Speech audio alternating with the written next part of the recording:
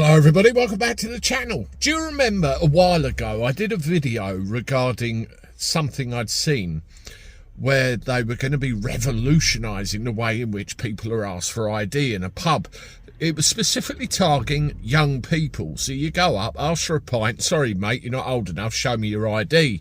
Out comes the smartphone, out comes the flashy digital ID, and away you go. It's obviously targeting our younger generation in an attempt to push this through, something we all need to refuse and fight against.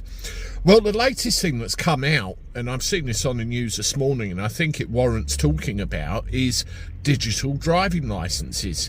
You see from this little excerpt here, you know, I remember when I learned to drive, I passed my test in the 90s. So I was about 18, 19 years old at the time, and I had one of the old-fashioned paper licenses, which I'm sure most of you that watch this channel remember. And I had that for years. It was only when I moved out or moved house I had to swap it for one of the card licenses that we know today. And I think even those, correct me if I'm wrong, had a paper counterpart, didn't they?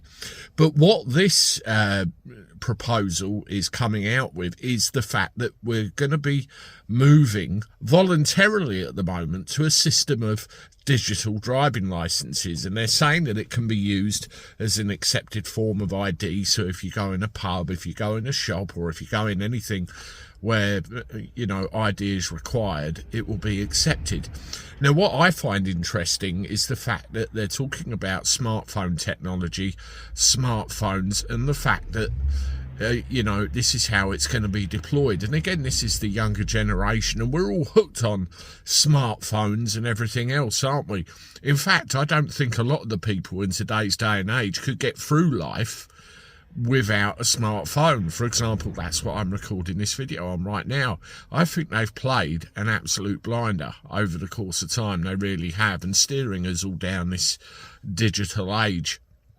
Now, if we're not careful, paper stuff, card stuff, physical things we can hold in our hands are going to go, aren't they? And I'll bring you another video on a related subject to do with this later on, and eventually we'll all be stuck in this electronic quagmire. I think it's very, very important that we all say no. We all say no, I'm not having this.